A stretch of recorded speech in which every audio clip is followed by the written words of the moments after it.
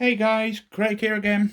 So a quick update on the post-apocalyptic scene that I'm doing. I've come to a grinding halt because everything's in the post. The figure that I was waiting for the Jackal build is still not turned up. That's like 6 weeks now, but I'm assured it's definitely on its way. I've got more figures turning up for this build.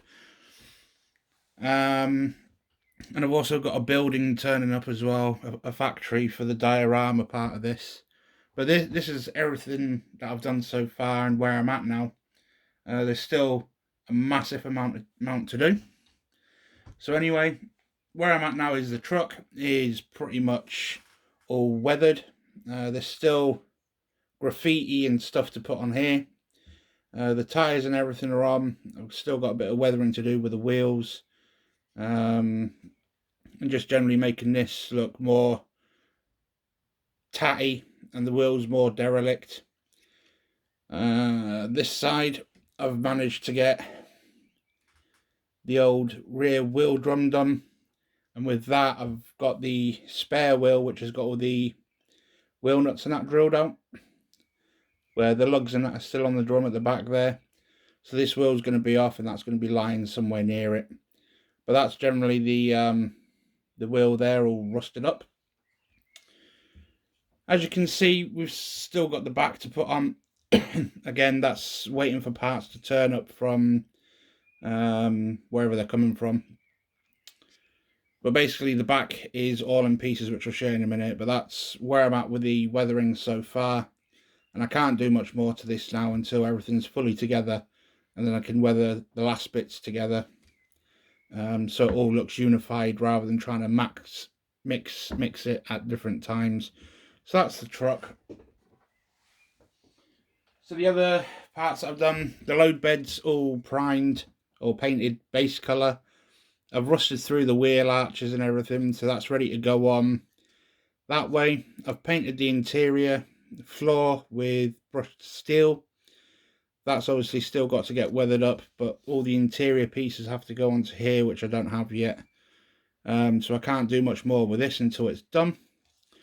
But once this is all built up, this is all going to be dirty and rusted through and everything as well. But until everything's in place, I don't know how I'm going to do it. The roof's all base coloured in that really faded green. So there's quite a lot to do with this, as well as the sides, front and rear. But again, I can't do much with this until everything else is in place. That's the sides. Side hatches open on this one. The windows are still out. I'm going to keep the windows out and that'll become apparent later on. The inside's all painted with the proper Russian interior, sort of like cyany colour. It looks blue on there, but it's actually more of a greeny colour. But that is the proper colour for the interior. Same on this side. That's all painted, ready to go for the interior bits to go on. The back's all ready to go again, and it's all basically painted for the interior pieces to go on. Front panel, this is all the air conditioning unit and power supply and that for the tool station that goes in the back of this. But that's just base coloured and basically just a basic form of weathering on that sort of area there. But again, we're narrowed into everything's here. Again, the inside's painted. So the colour I've used for that, I've used AK Interactive Real Colours, which is Russian Cockpit Turquoise, which is RC206. That's the colour that I've used on the inside. So that is the proper colour. The green, or the dark green that I used for this, that dark green, that's Russian Modern Green by AK Interactive Real Colours, and it's RC098. The lime colour, I can't really get the pot for that. This is a different brand altogether, and I used the Army Painter War Paints, which is Witch Brew, and that's the lime faded green colour, which is what I'm using as the base, as the severely faded paint. So that was the colour I used for that. So that's pretty much all the interior, or the parts of the truck. The bonnet's still in its base colour, but what I've done, I've added an engine cover on the inside, weathered it up, ripped it, so that's going to be upside down on the floor, and that's going to have all sorts of crap and debris and that put inside it, so I don't really need to do much more with that. Other things that come with the kit then, is you get a hut, a plastic hut, like a little control room. So what I've basically done with that, there's the floor for it. That's all the corrugated plastic for the walls, roof and sides. So that's that. That's the side, one side with a window, the other side with a window, and then the front, which is the door and the two windows. That's basically just a little corrugated iron tin hut that you get in the kit. But what I've done, I've made my own tin hut using those as a template. So I've used here popsicle or ice lolly sticks, cut them to shape and size, and I've made my own rusty corrugated iron tin shed. And all I've used for that is brass sheet, if I can find where I put it. Is that in here? It's there. So I got brass sheet. This is 0.07 millimeter. It's basically just a copper roll. Get lots of it on the roll. I basically just cut this to size, and then I use the plastic as the templates for the corrugated effect. And all I did was I put the plastic down, I put the metal on top, and then I just used the end of my paintbrush and scribed along the lines, flipped it over, scribed along the lines, and then I got this effect. And because it's real metal, it's quite easy to bend and manipulate into the derelict sort of state that it's in. So this is all oiled up, it's all drying, as you can see, it's still glistening. I've got pigments and everything to go on this and more weathering to do. But that's the little hut that's going to go inside the factory as like the security hut or the smoking hut or something. But that's where I'm at with that. Other bits in the kit, you get a bed that goes inside that little hut. So all I've done here, I put PVA sheets on, ripped a sheet here, the mattress and that there, and this is just drying and that just needs weathering up. So that's just an old derelict bed that I've done. You also get the door for that. That's all in sort of like a rough iron sort of look at the minute. That's still lots of weathering to do, both sides, but that's the door for the front of the hut. That isn't going on, it's just going to be on the floor. You get a little barrier, a little holder. I've done the slab as concrete with the metal post there. That's the other side to it, so that's the barrier. So you get this little square piece that goes on so you can open or close it, and then the end of it rests on here. But that's the little barrier to get in and out. That's all painted up. I'm not sure if I'm going to use this yet or not, but it's done, it's painted. You get a little table in the kit as well, so that's all painted and weathered. I've got lots of things to do to that yet, and bits to add on to it, and papers, and just making it look really old and as if it's going to fall apart. You also get a little stool in the kit to go with that table. So that's going to suffer the same fate as the mini table, but that's all done. Accessories, that's still to go in the shed.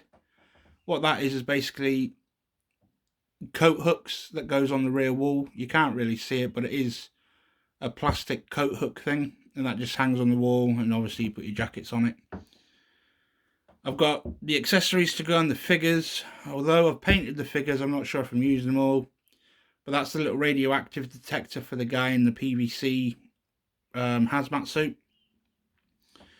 You get this little satchel thing that goes on one of the guys who's... it's actually the PVC guy. That's the control box for that thing there. You also get a little telephone box that goes on the table according to the instructions. And you also get the little telephone handle there. So I've got a wire to add to that and to that box yet. One of the figures, actually it's this one. This guy, his left hand holds the phone.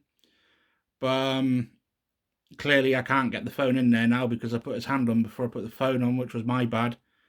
He's also got a pen in his hand and he's supposed to sit at the table and he's writing. But that's generally... the lighting's not that good on him. But that's generally the sitting down guy.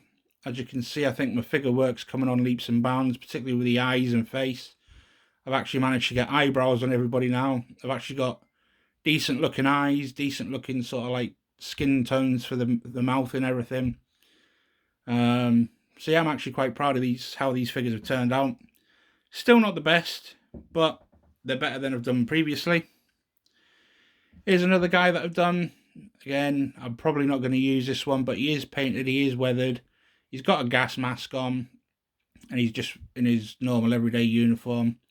I'm not actually sure where he's supposed to sit. I think he sits in the back of the truck with the interior stuff. I've got like an officer dude here.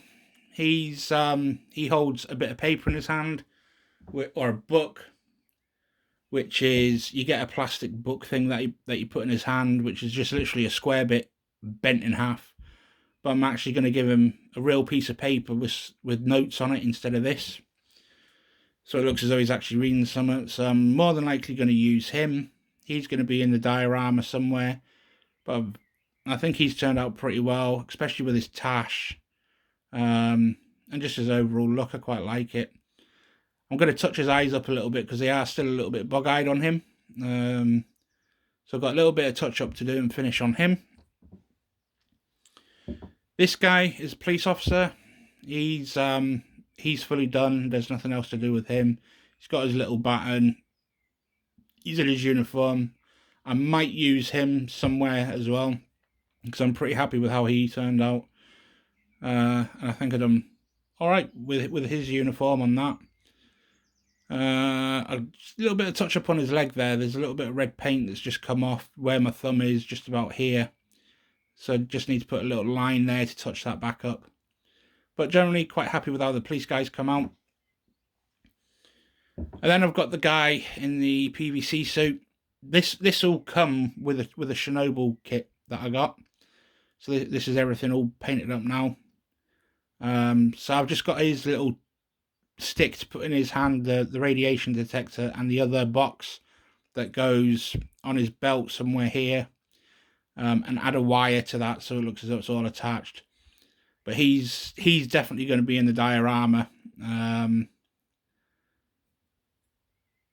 So yeah, that's that. I don't really know what else to say with him now. But yeah, that's pretty much where I'm at with this entire thing.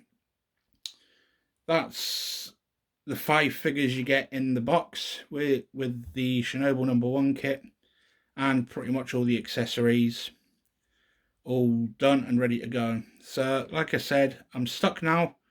I'm waiting for things in the post, and I can't progress until that's turned up. I've finished off my little battery, my little exploded battery that I've done. So I've just got that to weather up and figure out where that's going to go near the truck. But yeah, the battery's done, and that's kind of where I'm at. I've started on the base. It doesn't look like anything at the minute.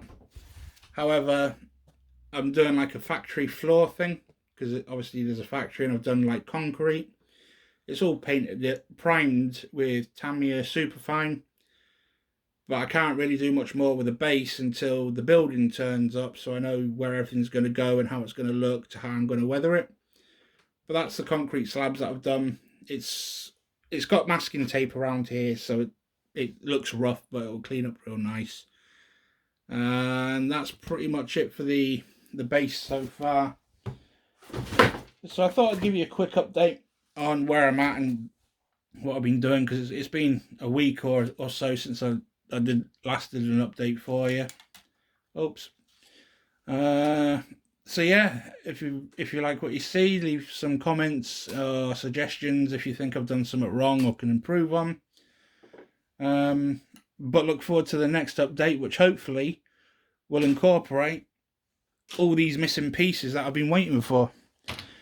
So yeah, thanks for your time, guys, and I'll speak to you later on.